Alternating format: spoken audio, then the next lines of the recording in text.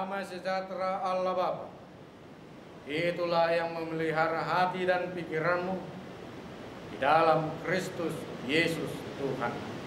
Amin. Bapak, Ibu, saudara-saudara yang dikasihi Tuhan Yesus Kristus, firman Tuhan untuk kita hari ini, Jumat 22 Mei 2020, tertulis dalam kitab 2 Raja-Raja, pasal 2 ayat 12. Beginilah bunyi firman Tuhan. Ketika Elisa melihat itu, maka berteriaklah ia, "Bapakku, Bapakku, kereta Israel dan orang-orangnya yang berkuda." Kemudian tidak dilihatnya lagi. Lalu direnggutkannya pakaiannya dan dikoyakkannya menjadi 2 koyakan. Demikian firman Tuhan. Kesetiaan yang tiada akhir. Bapak, Ibu, saudara-saudara yang dikasihi Tuhan Yesus Kristus, kalau ditanya sampai di mana kesetiaan kita mengikut Yesus Kristus, apakah kesetiaan kita sudah dapat terukur? Apakah karena hujan yang turun pada hari yang dikuduskan itu, kita tetap datang untuk bersekutu? Atau adakah kita buat apa yang terjadi di dunia ini menjadi penghalang bagi kita untuk bersekutu di dalam Dia? Tentu kita akan berkata tidak. Namun di dalam realita kehidupan orang Kristen saat ini, banyak yang sudah melakukan hal seperti itu. Karena pekerjaan atau perkumpulan tertentu, terkadang orang Kristen harus meninggalkan persekutuan di gereja, bahkan persekutuan yang dibuat gereja di masing-masing week. Kesetiaan kita masih dapat diukur. Tetapi melalui firman Tuhan saat ini, kita mau melihat jauh bagaimana dulunya seorang Elisa yang tetap setia menemani, mendampingi Elia yang pada saat itu akan terangkat ke surga. Perjalanan yang cukup jauh dari Gilgal menuju Betel, menuju Jeriko, sampai ke tepi sungai Yordan. Bahkan sampai 4 kali Nabi Elia berkata, "Tinggallah di sini." Tetapi Elisa berkata, "Tidak, demi nama Tuhanku, aku tidak akan meninggalkan engkau." Seharusnya kita juga meneladani kesetiaan Elisa ini di dalam mengikut Tuhan. Walaupun saat ini bencana pandemi COVID-19 telah berkecamuk, telah membuat kita stay at home, berdiam diri di rumah, apakah kegiatan peribadahan kita yang dilakukan seperti ini secara online tetap kita lakukan, tetap kita laksanakan? Puji Tuhan kalau memang kita semua melakukannya. Tetapi bagi saudara-saudara yang masih belum, mari berikan waktumu, berikan kesempatan untuk bersekutu dengan Tuhan. dengan kita bersama-sama bersekutu. Tentu di dalam doa kita akan bersama-sama meminta supaya COVID-19 ini cepat berlalu. Dan iya, kalau kita berseru di dalam kebersamaan kita meminta, Tuhan akan mendengar dan mengabulkan permohonan kita. Oleh sebab itu Bapak Ibu Saudara-saudara, mari tetap kita tunjukkan kesetiaan kita. Walaupun kita beribadah di rumah, tetapi yang menjadi gereja adalah hati, adalah pikiran yang tetap mau beribadah, bersekutu di dalam Dia. Sehingga pada akhirnya nanti kita akan memperoleh kuasa kemenangan, sukacita, dan keselamatan dari bencana-bencana yang sedang terjadi. Seperti apa yang dialami oleh Nabi Elisa. Ada pernyataan dari Elia ketika Elisa meminta supaya setengah dari rohnya berdiam dalam diri Elisa. Itu adalah permintaan yang sukar. Tetapi Elisa mendapat satu syarat dari Elia, jika engkau melihat aku terangkat, maka engkau akan memperolehnya.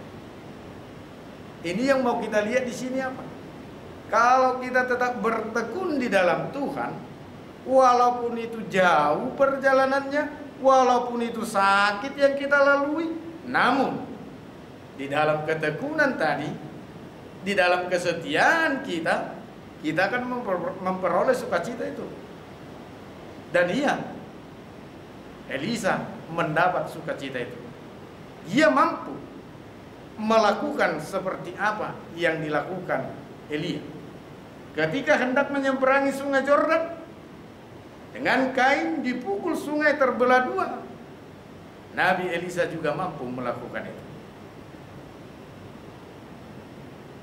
Namun walaupun itu kita terima sebagai seorang sahabat yang setia menemani, tentu ada kegelisahan.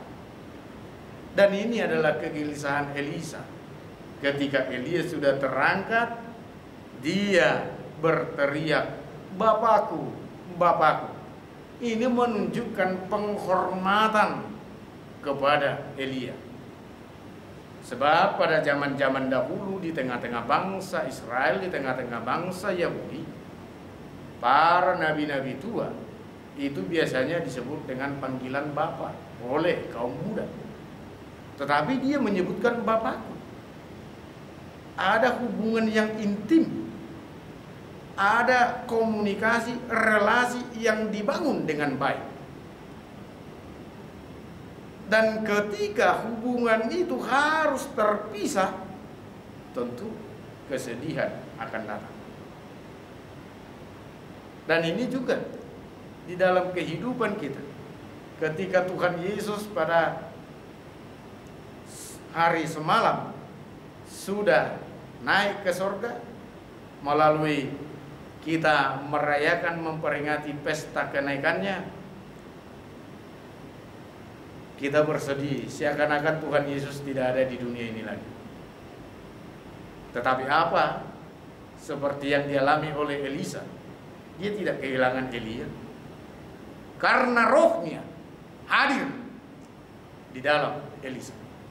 Demikian juga Roh Kudus telah hadir ke tengah-tengah dunia ini, telah hadir di tengah-tengah kehidupan kita untuk memberi tuntunan, memberi kekuatan, penghiburan kepada kita, supaya rasa sedih kita ditinggal oleh Tuhan Yesus Kristus yang sudah naik itu tidak menjadi kesedihan yang tidak mendasar. Sebab roh itu tetap berdiam di dalam hati dan pikiran kita. Yang selanjutnya dia berteriak, kereta Israel dan orang-orang yang berkuda. Kereta berkuda adalah gambaran alat pertahanan Israel yang terbaik pada saat itu. Ini mengingatkan bahwa Nabi Elia yang menjadi kekuatan di tengah-tengah bangsa Israel sudah berangkat, sudah pergi terangkat ke surga. Dia merasa sedih. Siapa yang menjadi kekuatan? Siapa yang menjadi penyemangat lagi di tengah-tengah bangsa Israel? Dia mengoyakkan pakaiannya, direnggutkannya pakaiannya, dan dikoyak menjadi dua bagian, menunjukkan kekesalannya, bahwa dia tanpa menyadari, dia berkata Israel akan hancur. Namun di dalam kebenaran firman Tuhan ini, roh Elia tadi masih ada di dalam diri Elisa, yang mampu menuntun dia menjadi kereta berkuda, menjadi kekuatan, semangat yang dipakai Tuhan untuk memelihara kehidupan bangsa Israel. Demikian juga curahan Roh Kudus menjadi kekuatan dan sukacita di dalam kehidupan kita. Tidak perlu bersedih karena roh penghibur ada dalam diri kita. Tidak perlu kita takut karena roh kekuatan berdiam dalam kita. Mari kita tetap setia mengikut Tuhan, walaupun apa yang harus kita lalui, Roh Kudus pasti memampukan kita untuk melalui semuanya itu, sehingga akhirnya nanti kita benar-benar menjadi pemilik kerajaan surga. Kiranya Tuhan Yesus Kristus memberkati kita sekalian. Amin. Kita berdoa. Bapa kami yang di surga, yang kami sembah di dalam Yesus Kristus, terima kasih buat sapaan firman. Tuntunlah kami melalui kuasa Roh Kudus-Mu, supaya kami boleh mengerti akan firman-Mu, dan kami dapat menghidupinya di dalam kehidupan kami.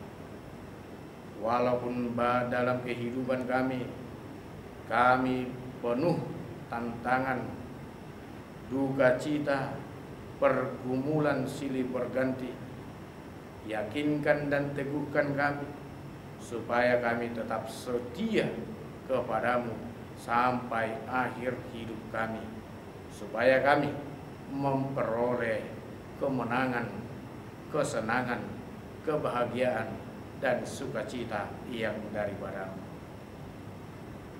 Apapun yang terjadi, kuatkan kami, supaya kami tetap kuat mengikut Engkau, memikul salib yang datang kepada kami, supaya kami benar-benar menjadi orang Kristen yang teruji, yang siap menjadi cerminan gambaran wajah-Mu di tengah-tengah dunia ini yang senantiasa berbuat kebaikan dan hidup di dalam kedamaian. Kami memohon apa yang sedang terjadi pada saat ini di tengah-tengah dunia ini dan di negara kami, bencana pandemi COVID-19 ini, kiranya Engkau menghapuskan dan membuang, melenyapkan virus corona itu, supaya kami hidup di dalam kesehatan dan lindungan kasih-Mu, sehingga kerinduan kami untuk bersekutu di tengah-tengah gereja-Mu boleh kami rasakan melalui kuasa kasih. Berkatilah setiap orang-orang yang kami cintai, yang mencintai kami, bahkan yang membenci menghujat kami sekalipun, dimanapun mereka berada. Biarlah hidup dan mati kami sepenuhnya kami serahkan hanya ke dalam tangan pengasihan-Mu. Jadilah kehendak-Mu di dalam kehidupan kami masing-masing. Di dalam Kristus Yesus Tuhan kami berdoa dan mengucap syukur. Amin. Shalom bagi kita.